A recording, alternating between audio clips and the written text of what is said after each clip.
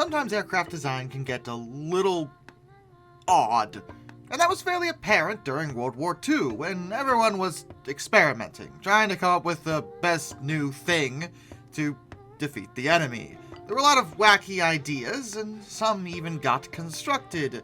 And I decided to go for a pretty basic list this week, and just talk about some of the weirder decisions made during the years of World War II in terms of aircraft development. None of these actually wound up in service, so they all stuck to being experiments, but they were pretty bizarre, and I also tried to choose ones that are a bit more obscure, that you don't see talked about too often. These are 5 World War II planes that were just kind of weird.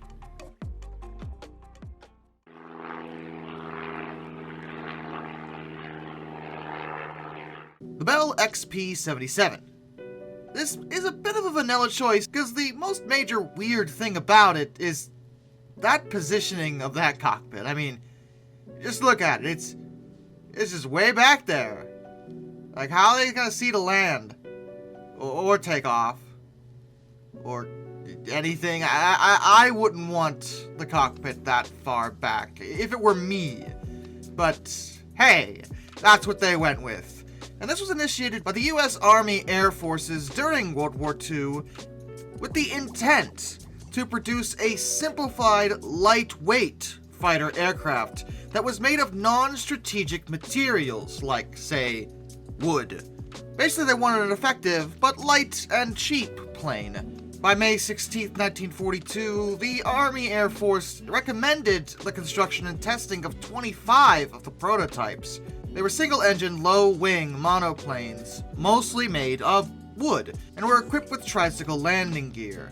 While the cockpit being far back would create some visibility issues, the addition of the bubble canopy idea did help mitigate that somewhat. It was originally conceived to use an air-cooled 500-horsepower Ranger XV-779 12-cylinder engine with a supercharger, but the prototypes were delivered with a non-supercharged XV-777 due to development delays. It was planned that the planes would be armed with one Hispano 20mm cannon firing through the propeller hub and 2 half-inch M2 Browning machine guns, with the option of them possibly being able to carry a 300-pound bomb or a 325-pound depth charge, assuming they removed the cannon, which would be too heavy. However, the mock-up inspection that took place on the 21st and 22nd of September 1942 actually produced concerns from both Bell and the Army Air Force inspection teams. The aircraft was supposed to be very light. It was at least half the whole point, and the design had been limited to 3,700 pounds, but the mock-up was at risk of exceeding that.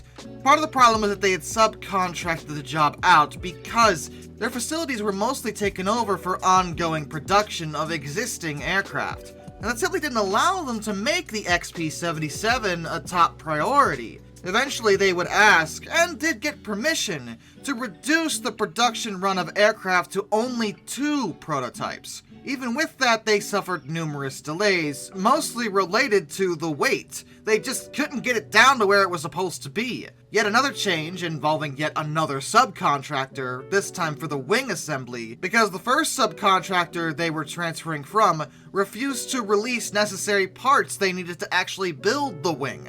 There was also serious concern over the structural integrity of the aircraft related to the glue they were using for some of the components. And as all these problems compounded, contract costs were at risk of being exceeded. Plus, the supercharged version of the engine it was supposed to use was not going to be available anytime soon. So the Army Air Force decided that they would continue the project only as an experiment just to evaluate the use of wooden construction and materials in combat aircraft. But they did get the 2 prototypes done, the first of which flew on April 1st, 1944 at Wright Field.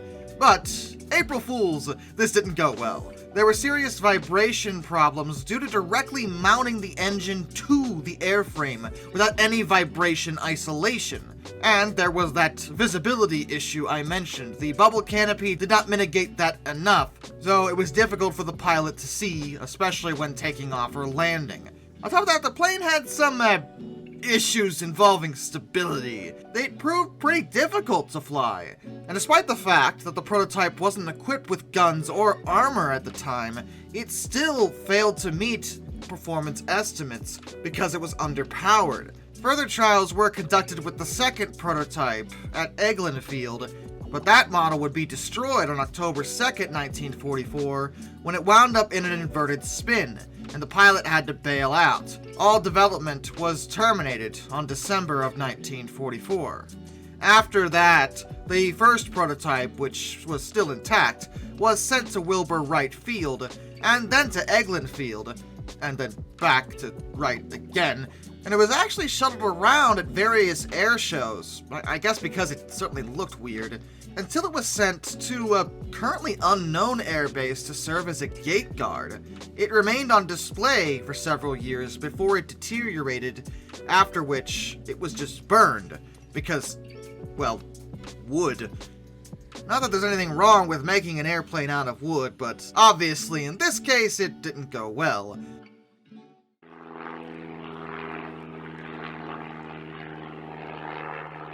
The Yokosuka R2Y. Well, that looks like a rocket with a prop on the front of it. That's what that looks like. Maybe not the strangest thing in the world, but definitely distinctive. This was a prototype reconnaissance aircraft, built very late in World War II by Japan. It was commissioned for the Imperial Japanese Navy after the previous design for the R1Y was actually cancelled due to disappointing performance estimates. The R2Y was a bit more radical. Not only did it look a little strange, but it also used coupled engines that drove the single propeller, and the first prototype wasn't done until April of 1945. And it did actually make a short fly on May 8th, but only a few days later, the thing was destroyed, because we bombed it. Rather, we bombed that whole area, as we were apt to do by that time, so it never got to fly again. There was a proposal to develop the design into a turbojet-powered light bomber, but that was never constructed before the war ended. And honestly, even if this thing had performed well, which its actual performance estimates aren't clear since it only flew once, and for a very short flight, it wouldn't have changed anything by that time.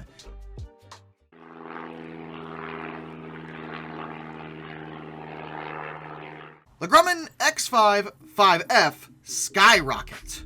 Honestly, anyone who plays War Thunder probably recognizes this thing, and that's understandable because it is a very distinctive airplane. It was actually first proposed by Grumman back in 1938 as a twin-engine carrier-based aircraft, but it was meant to be a lightweight fighter, powered by two 1,200 horsepower Wright R1820 engines, with propellers geared to rotate in opposite directions to cancel out each other's torque. The design promised very high speed and a fantastic rate of climb. It was a low-wing monoplane with a very short fuselage that actually started aft of the wing's leading edge, and the tail assembly had a pronounced dihedral to the horizontal stabilizer. The main landing gear were also fully retractable. It was a bold idea, definitely distinctive. Even by modern plane standards, it looks very strange. Only one was built, and it first flew again on April 1st, 1940. Are they choosing April 1st on purpose? Like, that's the second time it's happened on this list. It's just weird. Initial flights didn't go smoothly, though. Cooling problems arose, and they had to modify the oil cooling ducts. They also made numerous other changes that were completed by July 15th, 1941. Performance of the aircraft after this point was actually pretty decent, all things considered. It was an alright plane to fly, with the only notable issue was that spin recovery, while doable, required unusually high forces on the elevators. Other than that, it was a perfectly fine plane with interesting attributes. And with the cockpit in the position that it was, it actually made for amazing visibility for the pilot, much better than a lot of other planes. After further testing, they made additional changes, and those weren't done till January 15th of 1942. While that was going on, Grumman also started working on another shipboard fighter of a twin-engine variety, which at the time was known as the XF-7F-1. This would evolve to be the F-7F Tiger Cat. And from then on, further testing involving the Skyrocket was directly in support of the newer design, as the Tiger Cat, while looking more conventional, was seen as more advanced. And the one thing the Skyrocket always seemed to have an issue with, which seems so minor compared to everything else, but it was true, was that its landing gear just had a habit of not working. In fact, that's actually why it wound up being scrapped. It was struck from the list of active aircraft after it had to make a belly landing on December 11th, 1944. Part of the reason it wasn't put into production was securing parts for a twin-engine plane at the time wasn't something the Navy felt like they should be focusing on, and single-engine fighter designs like the Wildcat were doing alright. The Skyrocket was definitely interesting, but just not something that ever saw a proper run. Unless, of course, you're bomber hunting in War Thunder, but yeah, that's a different topic entirely.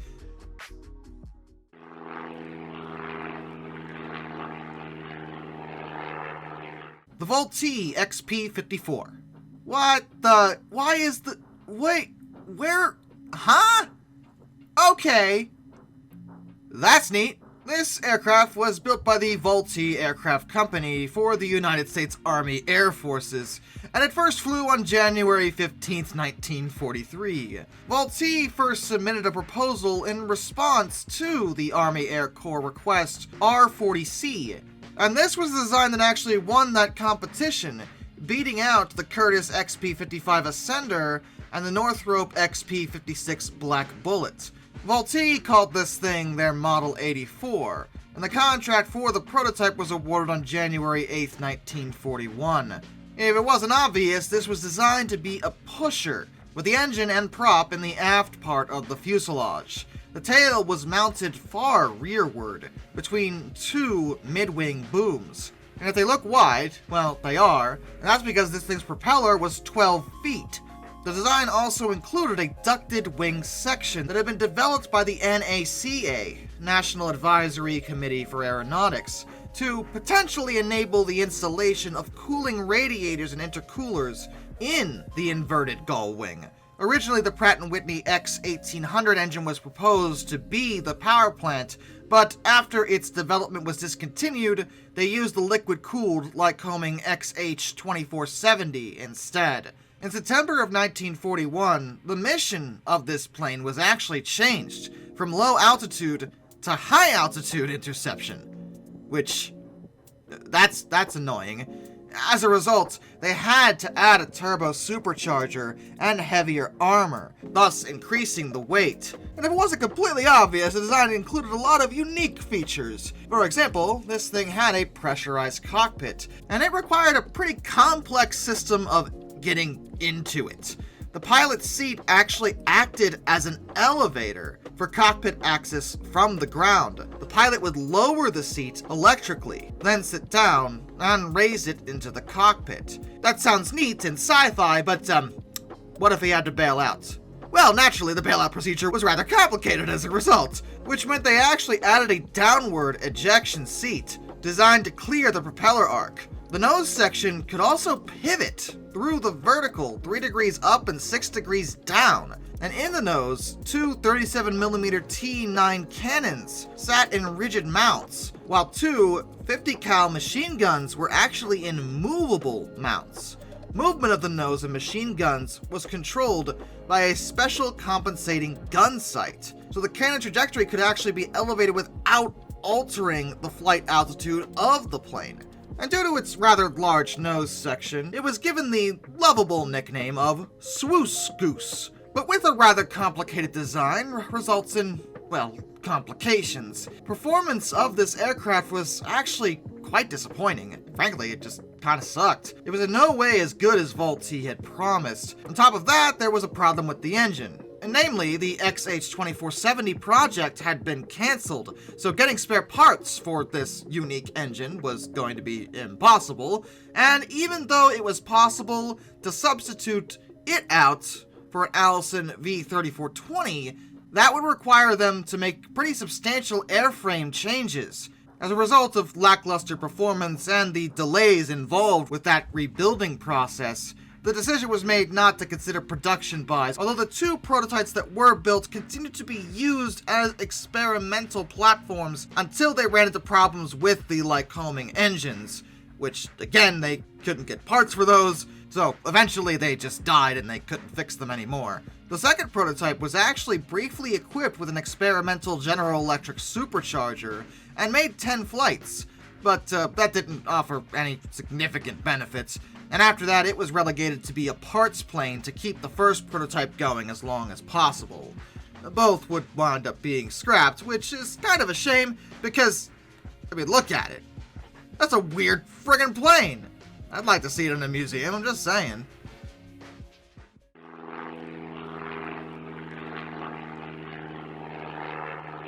The Miles M39B Libellula. What the heck? Wait, okay, no, this is... Why is the... Okay, this looks like something a 5-year-old drew on a piece of paper, handed it in to his aircraft designer father, only for the father to explain, by Jove, he's got it! It looks ridiculous, but admittedly, that is on purpose. The M39B was a tandem wing experimental aircraft built by Miles Aircraft that was designed specifically to give the pilot the best view possible for landing on aircraft carriers. And the origin of this plane can be traced back to an earlier experimental aircraft known as the M35. It was also a tandem wing research aircraft, and it had some issues, but it did demonstrate that the idea had potential. The larger M39 was drawn up as a twin-engine design that was meant to meet specification B11/41, which had been issued by the Air Ministry for a high-speed bomber. That specification had actually been written for the P1005 proposal by Hawker, but that was cancelled after several delays, as well as before Miles actually managed to submit his own design to the Air Ministry. It did generate enough interest for them to order a full-size prototype in November of 1943, though that was never constructed. The original design actually called for this aircraft to use turbojets, but those weren't available at the time. So the M39 would have to use two Rolls-Royce Merlin 60 inlines, or Bristol Hercules 8s radials instead. It was meant to have a crew of 3 in a pressurized cabin, and besides the bombs, it was meant to carry 2 fixed 20mm cannons in the roots of the forward wings. But like I said, the full-size version wasn't built.